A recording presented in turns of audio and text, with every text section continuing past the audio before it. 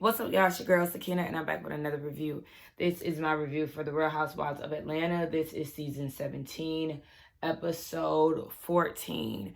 I am just now waking up. I woke up like an hour ago from a nap, and I am literally working double time right now. So I'm watching Housewives while it's airing again because my DVR does not allow me to record Housewives for some reason. And I'm also watching Love Island here and taking notes here. Now, I started taking notes about 30 minutes ago for Love Island, so I have some notes, and then while it's on commercial with Housewives, I'm continuing my notes with Love Island. So again, I'm doing 2 in 1 because I host the Whether You Like It or Not panel tomorrow at 8:30 Eastern Standard Time tomorrow. So make sure that y'all tune in. This review is probably going to be out tomorrow. The Love Island season finale is tonight as well. It's crazy because I was more on top of it and like putting things out at my regular pace when I was out of town, but then I've come home and I am falling all off of schedule. But in my defense, I did have a gala to go to yesterday and I had to find a dress, and so that took up most of my day because I literally came from the mall, came home and had to get ready for that and then headed out. So I had no time to take notes at all for that. And then today I slept in on purpose because, again, I am exhausted. And so once I woke up, I had like a good 2 hours to like just get my day started. And then we had to go out and get the puppy. So he's back at home now, which is great, baby. I thought that he forgot about us, and then he got home and he got right back into action. He's like one of those dogs. I don't know if people's dogs do that, but even when he was like, smaller, he's been gone since late April, y'all. He's been gone for a long time. But when we would take him out in public, he would act so like kind of shy in a way. He would really like be to himself when we would take him to the park and stuff like that. And then we get home and he back to the BS. Like he back to being a little hurricane, little tornado, the life of the party and all of that. And that's exactly how it is once he's back. Now that he's back at home, it's like he snapped back to his old ways. Not in a bad way, but it's just like, oh, you were doing that. Like, okay, you was with the trainer for all this time. You was acting real calm, cool, collected. He really wasn't interacting with other dogs like that. So he's back to being playful with the dogs. He done did his little spin around where he does like this inward flip and then he flops over. Like, he's just doing him, okay? He's back to him. But anyway, let's go ahead and get into this, y'all, because I have so much shit to do. I have so much to do. It's not even funny. And I'm hungry as hell. But I bought me some Haitian food, some vegan Haitian food earlier. And so I got that waiting on me. Maybe I can use that as motivation. Okay. So I'm 3 minutes late into this, okay? Now, I don't know what happened while the ladies were getting prepared for the day. But I do know that Phaedra basically set up some type of field day for them, some Scottish field day. They were tossing logs and all this stuff, which led to tug of war. So you got Team Sturdy versus Team Mighty. Team Sturdy won the tug of war, and that team was Pinky, Porsha, Angela, and Drew. Kay on the sidelines, of course, because of her booty. I said, baby, I would hate to always be limited to my activities because of my ass. Like, you know how people say we rely on our thumbs a lot? You also rely on your ass a lot. She couldn't even do the horse thing because of her butt. She can't swim because of her butt. You don't rely on your butt for that. But, again, that was just a hindrance. She can't play tug of war because she doesn't want to follow her butt. Like, goodness. Moral of the story, keep that ass the same unless you work it out, okay? But yeah, anyway, Team Sturdy won. They drugged the hell out of Kelly. And so they go back into the house and eat. Phaedra got them eating baby lamb intestines and brains disguised as a falafel, because that's what it looked like to me. I said, oh my gosh, what? Now they're all having lunch and the ladies are checking in on Kelly because remember, they were on like a kumbaya thing when we left off. So Kelly says she's feeling good or whatever the hell she is. I don't know how she was really feeling, but Drew said last night was liberating. Some of the ladies were now part of the conversation, so they did fill them in. Shamia wasn't there, Pinky. I think those might have been the only two ladies that weren't there. But yeah, some of the ladies weren't there, so yeah, they're being filled in. Porsha is saying that her and Kelly, they understood each other, you know, they were definitely hurting each other, but they're happy to be in a good place. They're happy to turn it around. And Porsha is saying, if you have someone who has good intentions, who you allow access to, allow it. And as she's saying this, Shamia's like, yeah, but you can feel Shamia feels some type of way about this little kumbaya moment between Porsha and Kelly. And in her confessional, Shamia just feels like it's funny that Porsha's being open to Kelly but won't allow her in. But at the same time, Shamia has been there, done that before, so, you know, it is what it is. I don't really know if we're witnessing a situation where Porsha isn't allowing Shamia in. Porsha is definitely more on the I'm keeping it cordial with you side of things, but we don't really see too much of Shamia trying to mingle with Porsha and being shut out. So I feel like this is more of a feeling versus something that's actually happening. I know we only see a bit of it. I don't know, but I don't know what's going on with Shamia and Porsha, to be honest. And we already know she's about to hit the fan in a minute anyway.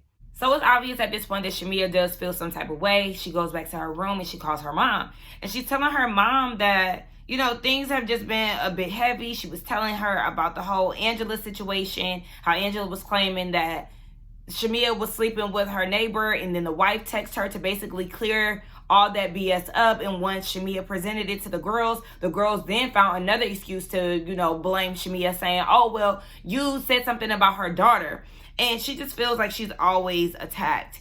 And we then see Pinky and Kay having a conversation, and Pinky feels the energy is off between Shamia and Kay.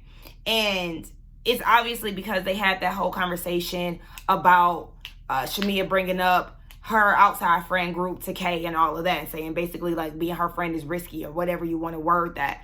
And Kay said that she doesn't really feel the same. She's watched Shamia basically change a lot. Shamia is saying in Kay's face that she doesn't have anybody in the group outside of Kelly. And of course, that makes Kay feel some type of way, because under the same breath, Kay is saying like, I don't care how mad you is, like, we gonna be friends. But then you're also trying to make it seem like Kelly is the only one who has your back. Well, at the end of the day, Shamia, you were wrong for, you know, constantly bringing up your friends and how they feel some type of way about y'all being friends or whatever it is that it is.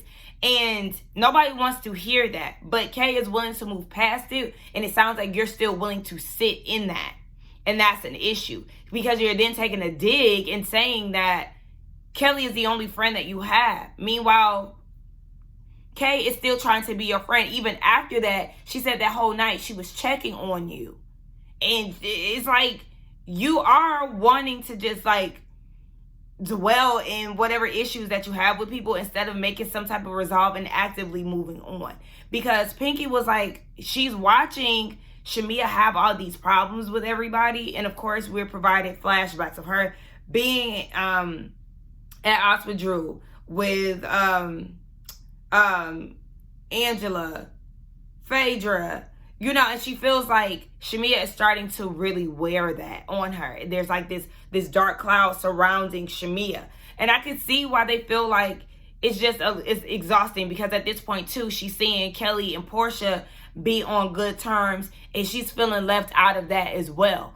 I just feel like I kind of feel where Shamia's coming from, because I was like that as well.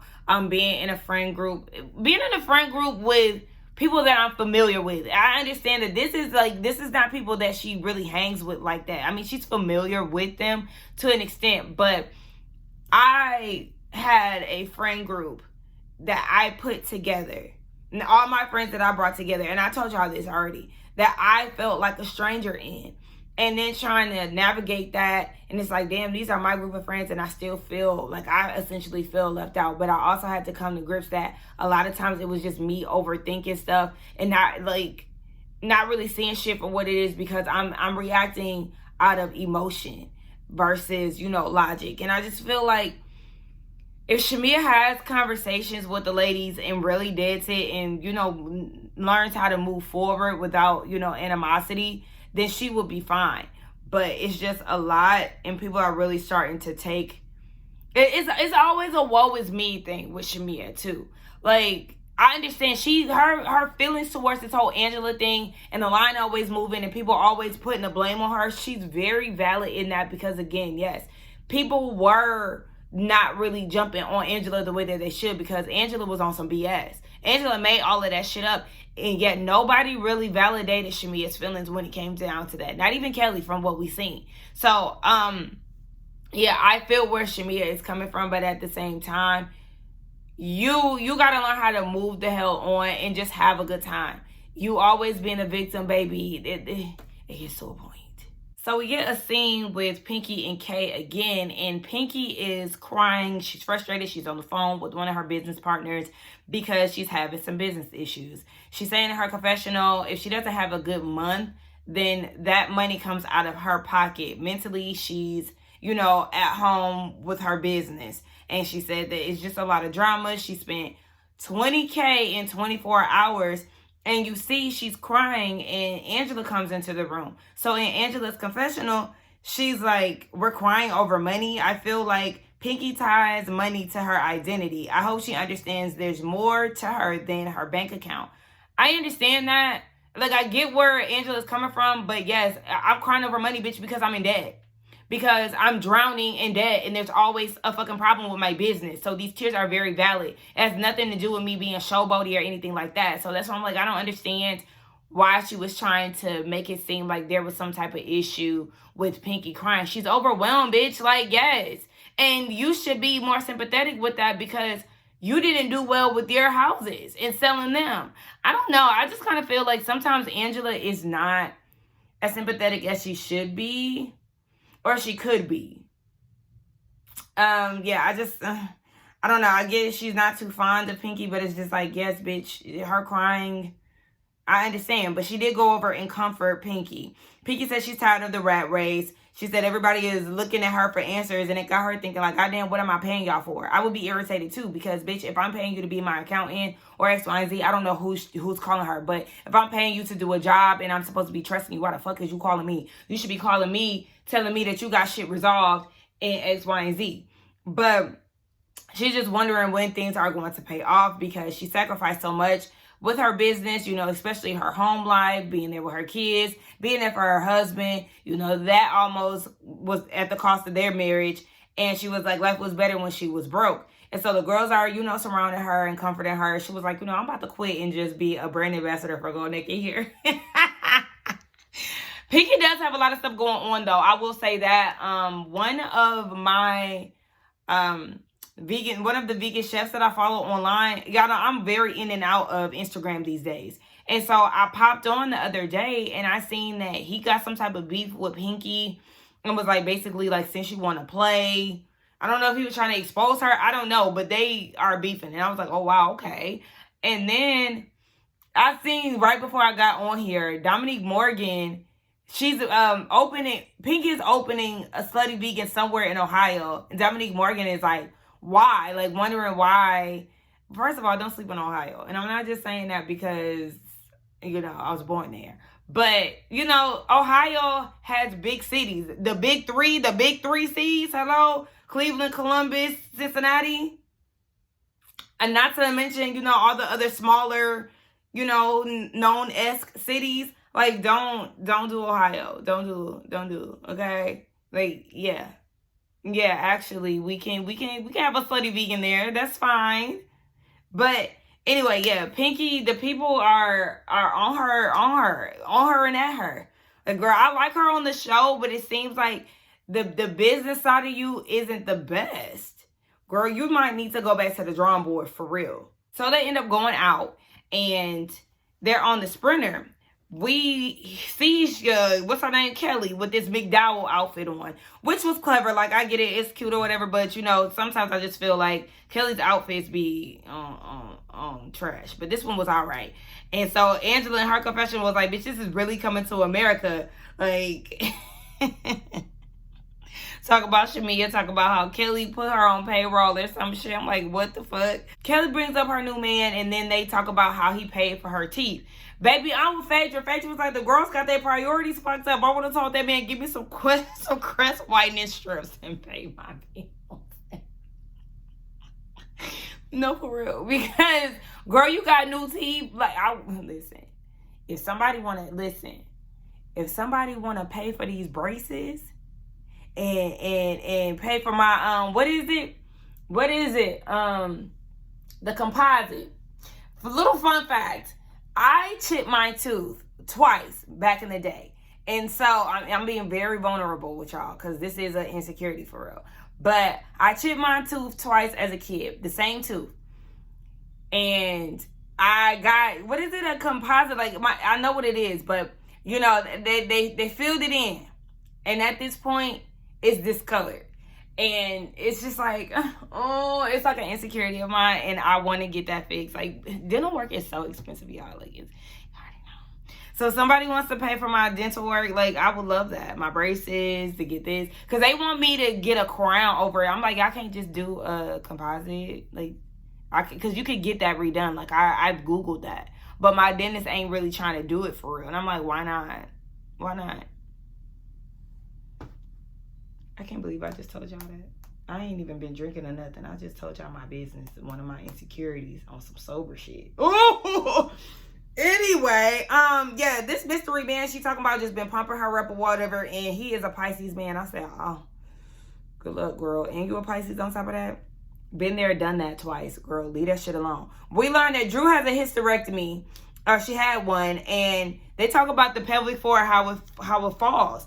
And so Phaedra was like, if your pelvic floor falls, then the doctor would recommend you to have sex to, you know, get it back. And Drew was like, yeah, in physical therapy, the doctor fingers her to, like, get it back. I know that sounds very crazy. That sounds very crazy. Kay said, Kay think that Drew is lying, but I don't know. And then Kelly, I don't know. Kelly be on some weird shit sometimes, y'all. Like, girl, you want to be fingered by the doctor? I don't know. But that leads to them doing Kegels led by Porsha. And I will say, y'all see those videos sometimes that comes up on social media and the girls be like, all right, let's clock in, girls. Time to do your Kegels. I be doing it with them. Kegels do work, especially when, like, the yoni egg, like, remember the yoni egg era? I don't know if the girls are still doing yoni eggs, but I still got mine. I actually got mine after watching Porsha and Shamia do a yoni egg session on RHOA. It works. It works. I was doing my yoni egg. I don't know how long I did it, but I had sex after doing it, and, like, literally did not even tell him that I was doing anything like that. And he was like, something different. Like, what you been doing? Because something is definitely different. Got that yoni egg. That's what it was, okay? But anyway, yeah, it was real cute. I honestly will say this episode thus far has been very lighthearted, and I've been enjoying it. But we already know shit about to go left, so we just gonna enjoy the moment right now. So the ladies meet up with Cynthia, who wasn't on the Sprinter van with them, to go get sashes for Phaedra's birthday. Now, we learn a little bit more about the Scottish culture and them wearing kilts and the plaids and things. And so we learned that families are connected to different plaids, which I think is so fascinating. It's just like they said, like, repping your set. Like, that's the indicator of, like, where you're from or who you're connected to. I think that's really neat. We see some workers, you know, putting together or stitching together some kilts. And the man said that it takes 12 to 16 hours to make a kilt. Like, wow, okay. Now, Phaedra, again, she wants the ladies to wear sashes for her birthday event. And her and Porsha are going to pay for the ladies. So then Porsha was like, actually, it's your birthday, so I'm going to pay. So, you know, it's all on Porsha. Now, Kelly come over talking about, do we have a limit, girl? Yes, like, don't irritate me. So then Shamia was like, basically, she wants to buy more, and she'll put it on Porsha's tab and then cash app her. Shamia was like, that's how she used to do me. I don't know why I'm feeling like that might come back to be an issue, and especially the way that the editors made it kind of feel that way. I don't know. I just feel like that's going to be an issue. But at the same time, why put it on her tab? If you have more, just give her your sash. And if you have more that you want to buy, then buy it on your card. Like, I don't know. Is this Shamia looking for another issue? I'm not sure. I don't know how she really, how things really went down. But, girl, just to avoid any issues or anybody feeling some type of way, just give her your sash and you pay for whatever else you want to buy. So they all go to dinner and they're having conversations. Angela asked Drew about how her music is going. She said it's going good. And that she has a song with Ray J. In her confessional, Kay is like, it might be a good song. And of course, production peeps her being petty. She was like, no, it might be a good song because delusional and delusional, it could make a great hit. I said, girl, Ray J can't even fucking sing. Why would you put Ray J on a track, Drew? That's like a joke to your career. Just as funny as it is with Ray J going around with Sammy, Bobby Valentino, and Pleasure P. That whole little group they got going on is a joke. I mean, granted, everybody can sing minus Ray J. And then, of course, when you seen them, rehearsing and things, what was Ray J doing? Drunk, sleep under the table and everything else. Girl. Yeah, you about to let him. I don't like that. Like, if Ray J was a part of, like, a lineup somewhere, I wouldn't go. Like, I'm done are the days where I pay for somebody to be playing on the microphone and I didn't pay money.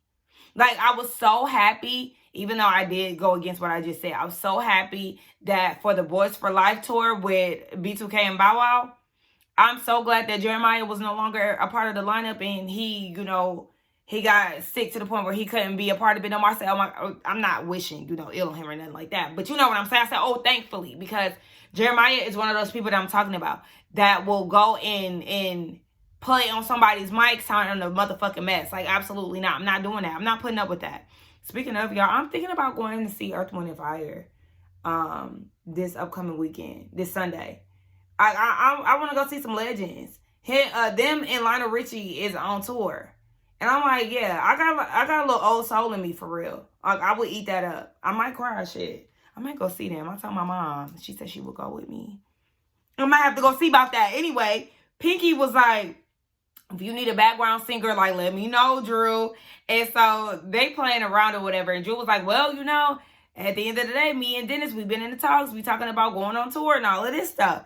And so Pinky sings Delusional. I don't care what nobody say. I think Pinky is my favorite. As far as, like, new cast member, going off from last year and this year, I think Pinky is taking the cake because her, like, I don't know, her comedic timing is so funny to me. I like how she can be serious, but she can also be jovial. I like it. But Drew was like, well, speaking of Dennis, Porsha already knew that there was like a tour in talks. Drew and Dennis were catching up, and Dennis was basically pouring his heart out about him and Porsha's connection, where they stand and all of that. And so Angela was like, how does Dennis feel about you dating Mike? And she was like, his only thing with Mike was, Mike is always in somebody's face dating somebody. And she was like, I mean, he's single, so he can. But he had different feelings towards Sway. She feels like it's probably because she's a woman. Now, Porsha's saying that she wouldn't bring anybody around Pilar that wasn't good to her, because she don't play about her child. But I was like, yeah, but you also need to learn how to slow shit down. Like, yeah. Because the fact that you brought Simon around Pilar in the short amount of time that you was hanging out with him or whatever, that's alarming. And then you bringing Sway around right after Simon, like, girl, it's too much. It's too much. But Shamia was like, I have a question because, yes, Dennis talks to Gerald, and I heard that you don't want Pilar around us anymore. Like, that's hurtful, like, what's going on? And Porsha is like, if somebody don't like me, why would I have my daughter at their house? And so, of course, they're both feeling some type of way. Porsha feels like she's being poked, and Shamia is like, she would hope that the issues that they have wouldn't bleed on to, their children. But, I mean, you would hope that, Shamia, but at the same time, y'all situation runs way deeper than a lot of us had expected. So, a lot of us didn't know that y'all mothers were involved in this issue and that it stemmed that early on. Like, obviously, they still allowed y'all to maintain a friendship, but look at where y'all are today as a result of it being rooted with y'all parents beefing. Like, the fact that y'all's mothers are at odds took y'all's issues to a whole nother level. And so, yes, it sucks, but I do think that it's best to not have the kids around like that, because I don't know. I just feel like y'all will still be connected to each other. And it's just like, once the girls get older, if that's what they want to do, that's what they want to do. But this shit just runs a little bit deeper. Porsha's whole thing is, why would I let my daughter be over somebody's house who, you know, spoke ill on me or whatever? And she was like, the only way that I would allow somebody to be around my daughter in the way that we spoke to each other would be my sister. And so Shamia is like, but you referred to me as your sister not too long ago, so like, which one is it? So they give us a flashback of 3 months ago where Porsha was talking to Kelly at the first event that they had at Porsha's house, basically saying that her and Shamia are like sisters, and actually compare her to Lauren. And so Porsha is like, yeah, I thought that we were, but you brought up a lot of things last year that changed that for her. I said, well, Porsha, that doesn't make much sense, because you're referring to things that happened last year, but just 3 months ago, you referred to her as a sister. So, girl, huh? So Shamia was like, you told a lot of lies last year that I really let slide. Even after you told Andy that you always wanted me to be a part of the group full time, we had conversations about this. And you said that this is your thing. You don't want me to be here because I have all these other things lined up. I sing, I dance, I'm working with the Hogs and NFL, all this other stuff. And this is your lane. Like, you didn't want to mess up y'all's friendship. And I said, that's exactly what it did. That's exactly what it did. But I already told y'all last year how I felt about it. Me personally, I would kind of feel the same way that Porsha feels. We already see how this show fucks up friendships and all of this. And it's just like, yeah, I'd rather just have this without having my friends be so in the mix. Like, that's just how I am. Like, I already know how things can get. Like, I would rather, the same way I don't want to move in with my friend because I already know how shit can go left, I would not want to be in the same work capacity with my friend. Just like I would like for us to have our own individuality. That's just me. But Shamia said that she always held on to that, and Porsha thinks that Shamia is lying. So Shamia brought up their parents. Shamia is the one who brought their parents into this conversation. To me, I kind of felt like, I mean, yeah, y'all are talking about families and not wanting, you know, people to be around. So it is kind of fitting to the conversation. But again, I just feel like y'all are doing all of this in front of the group. And people are going to have opinions. The ladies are going to ask. So I say this, because this is such a public thing, especially Shamia, because you are the one who brought this up and initiated this conversation. You cannot get upset when the ladies start to ask questions about things, because this was done in front of everybody. Okay? I've been on your side when it came down to, you know, you asking the ladies not to bring up Porsha, things like that. But you initiated this conversation. I feel like this is something that you could have held back until y'all got to the house and had a one-on-one conversation. All right, this is just how I feel. I'm very big on time and place. I feel like that was not the time and place, especially due to the topic at hand. It being such a sensitive topic, y'all are allowing the ladies into y'all's world. Shamia, you are publicizing this whole thing to a further note, even though we know that honestly, if we start at one, right? If we start back at one, word to Bride McKnight, Shamia, you brought the parents into it. You did. You brought this to the audience when you met up with Cynthia last year and brought up the parents having beef. We didn't know that. You brought it up. So then when Porsha goes to try to clear up her name, or, you know, her mother's name or whatever, yeah, she put it on IG, but it's still, y'all are still talking about this. Both of y'all are talking about this in a public setting. So, we can't even get mad about that. But at the end of the day, Shamia, you were the one. If my memory serves me right, and y'all correct me if I'm wrong, my memory serves me right, Shamia, you were the one who brought that up. But Shamia said they discussed in Savannah how they did not want their parents to affect their relationship. And Porsha went on IG to talk about the whole daycare issue and saying that Shamia's mom took her mother's daycare. Then Shamia is saying that Porsha's mom was the one who initiated the mother's beef. Shamia said that she was quiet about it last year because she wanted to salvage whatever relationship her and Porsha had. But at this point, she's just letting shit roll out. So Porsha is telling Shamia that she doesn't care what their parents did because they were friends prior to Shamia and Porsha being friends. And Shamia was like, we can talk about what Miss Diane did. But did y'all notice? Porsha never wanted to talk about it. She was like, oh, girl, they were friends before us. Instead of saying, my mom ain't never did nothing first. She never rejected any of that. She was trying to beat around the bush, basically. I said, yeah, I noticed that. And so Porsha is claiming that she doesn't know what Miss Diane did. And Shamia was like, so your mama didn't try to sleep with my dad? Whoa. Hold on. It's too much. It's too much. This is too much. It's too much, y'all. And again, I wish that they were not doing this at the table. So at this point, Porsha is like, you and your mother are low down dirty snakes. Shamia was like, no, that's you and your mama, bitch. It comes from generation to generation. I said, oh. Shamia said, you're a slithering snake, and I've kept my mouth closed long enough. She said, I've been holding my mouth because she didn't want to embarrass Porsha.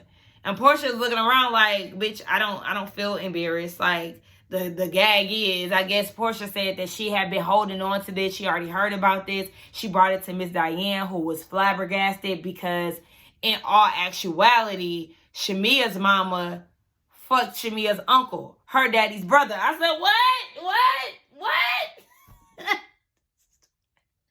Y'all, what? You're like, ugh. I can't keep up, bitch. This is way too much. So apparently, Shamia's mama allegedly was sleeping with Shamia's uncle, who Miss Diane was dating, and the dude told Miss Diane. I said, oh my gosh. So Shamia was like, bitch, who? What uncle? Name him. And Phaedra in her confessional was like, I would be denying it, not trying to figure out what uncle it was. No, that was Shamia's way of calling Porsha out on her bullshit. Like, girl, what uncle? What the fuck is you talking about? You just pulling anything out the air. I do feel like this story is just a little too... the word was literally on my tongue, but it's just like, girl, this is theatrical. This is not the word I'm looking for, but it's just like, really? Girl, we know Shamia and Porsha be lying. We know how Porsha get when her back is against the wall. She just gonna throw shit out there. So I'm more prone to believe what Shamia is saying, but at the same time, this is just too much. Again, this goes like too far. It runs a little too deep. I just feel like, girl. Okay, so then Shamia says that Porsha's glam team told her that everything is off limits when it comes down to her and Porsha, because Porsha said they're not friends anymore. They're co-workers. So I guess that's the reason why Shamia is willing to just say whatever the hell it is and no longer hold things in. Porsha feels like Shamia is saying whatever to get a rise out of her. And she was fine with moving forward with Shamia, but she just finds Shamia to be a snake in the grass. And she feels like this was a premeditated attack. Yes, like, I do feel like Shamia has been on ready. Shamia has been ready to let Porsha have it because Porsha isn't giving her the attention that she wants, or Porsha is forgiving other women and isn't forgiving her, which I like I said, I don't even know about the whole forgiving thing. The scene ain't even over. Let me finish watching it. Hold on. At this point, the two ladies see each other. Shamia said she don't want to be nowhere near Porsha. She gets up and leaves. So in the hallway, she's talking to Kelly, who's following her out. And she's like, you know what, fuck Porsha. I've been protecting her, but she ain't been protecting me.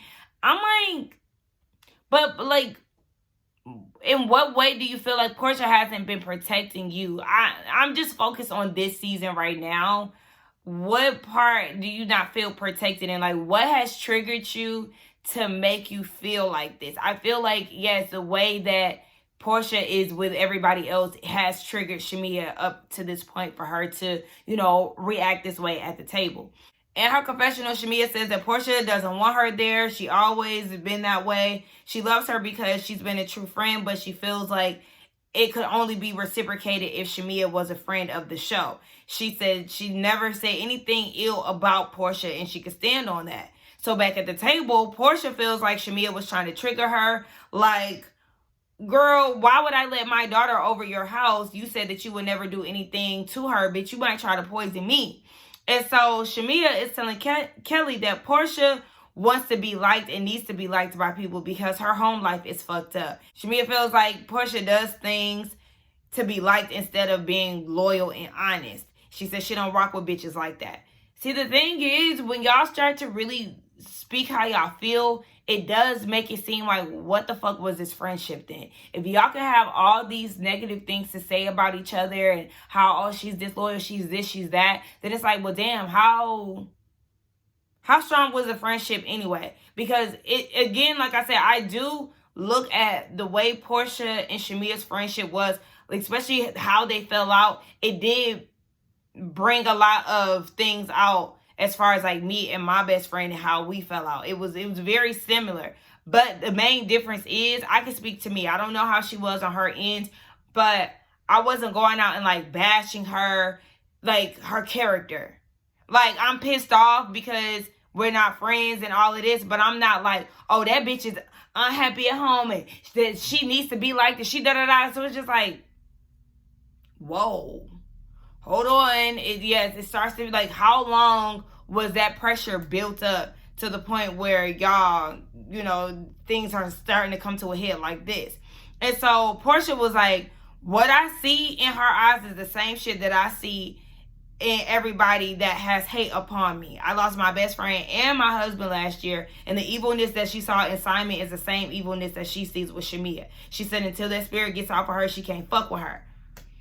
Girl, okay. Kate then speaks up and was like, yo, she needs to be held accountable, but she doesn't want anybody to feel like everybody is on them. So then Cynthia chimes in and was like, do you think any of the things that she's went through with this group she brought on herself, or do you feel like everybody is ganging up on Shamia? Kate's thing is, she saw Shamia change within the last month. She said that it's been a lot of heaviness going on. And in her confessional, Kate said that she feels like it just wasn't the time and the place for Shamia to go off the way that she did, but she had to get a lot off of her chest. So back at the table, Kate thinks that Shamia is definitely devastated by the way that Porsha and Shamia's friendship has went left. Pinky then asked, so was the friendship over?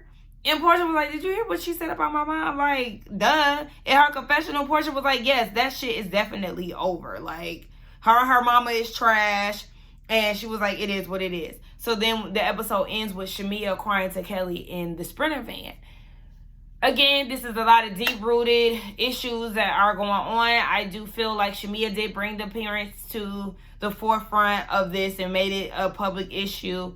I do feel like there was a time and a place that Shamia should have saved this conversation for Porsha. It obviously needed to be had because there was a lot of buildup. I hate that it was done in front of everybody because the ladies already feel like they can, you know, go against the ladies' wishes of bringing things up. But when it's brought up in front of them, what else are they to do? I appreciate Kate for speaking up for Shamia at the time. I do hate that Shamia and Kay are not friends currently. They unfollowed each other on social media, so it's just like, damn, it's a lot. Shamia, yeah, you had a lot of animosity built up. Porsha is kind of like, you know, fine with y'all just being where y'all were. I don't know if Porsha was being fake about it, but Porsha was definitely trying to, you know, go along to get along for the sake of the show. They was even dancing and stuff. Like, she was even still able to have a good time with Shamia, but Shamia's hurt would not allow her to just simply be cordial. And I understand that. I understand that because, again, even though I was labeled as the Porsha of the friendship, I can also identify with the way that Shamia is handling things. Like, I'll be very honest about that. Like, I'm very self-aware and I know where my flaws lie. But I'm also somebody who is willing to, you know, to change, and I can build and, you know, things like that. And I just feel like, Shamia, you just wouldn't let things go. Like, you let your hurt get in the way of things.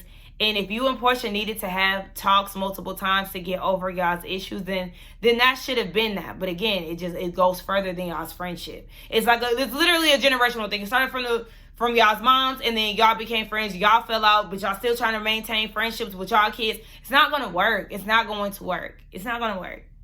I hate that for them. I really hate it for them. But sometimes you got to let shit go. In this friendship, it had its expiration date.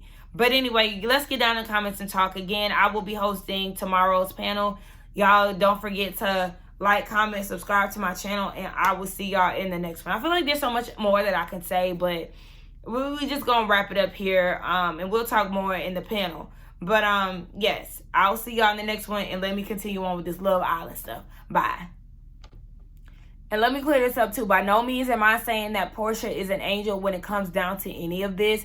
I'm just speaking to, you know, how I'm seeing things go on at this table. Obviously, Porsha was okay with faking the funk with her, because Porsha probably does have some animosity too. I just feel like she's more seasoned with this reality thing, so she was fine with, like, you know, playing it up for the cameras, or not even playing it up for the cameras, but like, you know, kind of, yeah, I guess doing it up for the cameras, making it seem like she doesn't really care. But obviously we know that they cussed each other out off camera on the phone, X, Y, and Z. So I just wish that Shamia didn't react the way that she did. I'm going to say that.